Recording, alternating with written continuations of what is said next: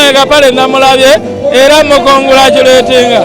Obugambo bwenyinza omusibirira kiri nti abazungu bano nabo bantu nga ffe banjawulo, mulimu abakambwe mulimu abalungi. So bw'aba nga yafunye omuntu nga ddala mulungi nga kitambula bulungi, awo wennyini walina okunyweza natti.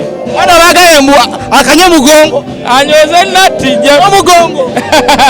Kakati waliwo omukazi atayagala mugongo munywevu kabeera wano e Uganda, era n'owa Uganda wotaba na mugongo munywevu era bisasika. So kyekimu wonna anyweze omugongo ngera omusajja omufumbo, obuvunaanyizibwa bonna abutuukirize. Onaamutwalirayo ku byokunywa embaluka. Wenaayitako nyamutwalirako okunywa lwakuba siyinza koogera linnya kayinza okuba akalango, naye waliwo ak'okunywa akalungi kalina okukozesaako. Ssebo omukulu Ogamba ndi bulungi, ogamba otya baba? olunaku lwaleero tukusanze ku kivulu kya lutalo. Vibe ebadde etya? Lwaki ozze wano? Vibe nnungi nnyo. Of course mbadde nina okujja okumuwagira kubanga muyimbi munnange ate nga kozi ntuufu kyetuliko kino. Ennyimba nnyingi lutalo zayimbye.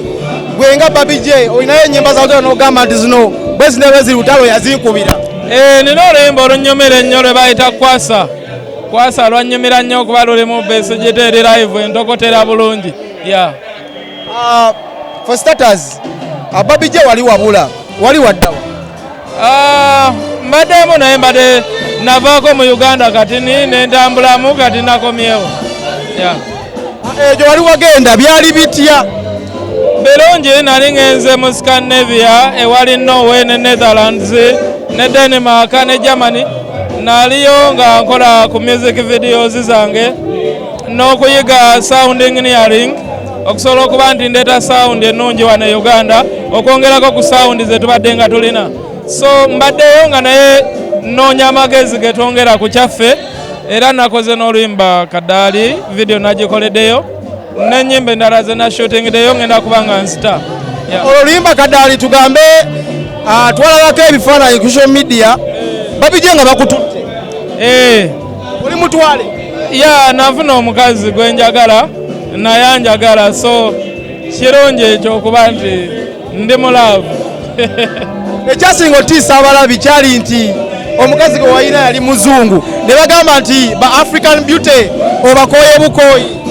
Ekituufu kiri nti ba African beauty nabakoowamuko at some point. Waliwo abamenya omutima ne babantamya, so abakyala abandaba abaddugavu sibalinaako bukyayi, naye just embeera gye nali mbetamu nange nalaba nga njagala nkyuseemuko ndabe enjawulo ebeerawo. Abayimbi bangi tebatera kusalawo. Kyo kyakuviirako gwe Barbie J n'ogamba nti kampase. Osalawo olw'ensonga ennyingi. Abayimbi oluusi tebasalawo kubanga abantu be balina tebabateeka mu mbeera esalawo, but nze ekyandeetera okusalawo kuba nali nina omuntu gwe ndaba nga byonna biggwa. Nga byonna biggwa ye point enkulu eyo. Wano waliwo ekigambibwa nti wano oli ku vacation era eri gye wasimba amakanda. Onaaba ogenda oba tukusuubire nti guno woogenda toli wakudda? Nakomyewo Uganda kuyimba kubanga eyo ye kaliya yange era nja kubeera nga nfokasinga ku kaliya yange yadde nga ndi mu relationship. So ngenda kufuba nnyo nga bwe kisoboka okuyimbira bannayuganda, okubeerawo wano, okubeera involved mu bintu ebiriwo wano, yadde ng'oluusi njafunangamu bu vacation ngera bw'okimanyi nti okukola ate si kuba nti tukufiirako, ofunamu ka vacation n'ogenda n'owummulamuko. Olabirira omugole? N'obeerako n'omugole naye ajjawo wano, so ajja nembeerako naye wano oluusi nsobola ogendayo. Naye omugole tubumuuzaako ddi? Mujja mulaba wanaabakkiriza mu mulabe. Oluusi okimanyi, oluusi ayinza okuba nga ayagala nze kanze mbeera mu mataala. Naye ndi bali mulavu bya ddala, bagamba abayimbi muli bayaaye naye gwe ndowooza kikwasizza. Tetuyinza kuyimba bwe tutyo mukwano ne tubeera nga tetugulina. Ebintu bye tuyimba biba biva mu ffe munda, so abayimbi si bayaaye, abayimbi balina omukwano. Kyova olaba nti tukola ennyimba ne ziyamba n'abantu abalala okukwana, ne ziyamba n'abalala okugwa mu mukwano.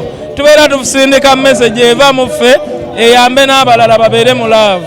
Mukwanako Kapale tolaba ebifaananyi era ku mutimbagano nga bamututte gwe ng'amanyi experience y'abakyala abazungu musibirire obugambo takola nsobi.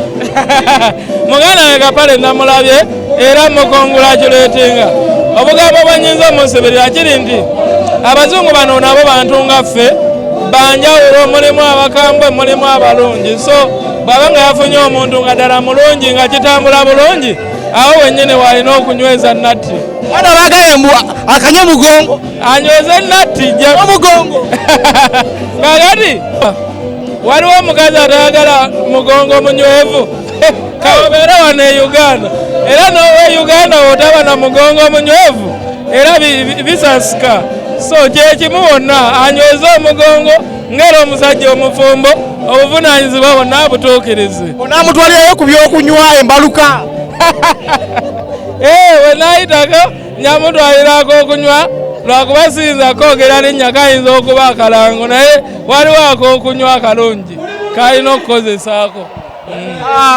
Barbie g'omu ku bayimbi abali innovative walina kampuni y'ebizigo era nga bikunyiriza bulungi nga n'abakyala baga Barbie kiriya kampuni eyo yagwawa eba eriwa?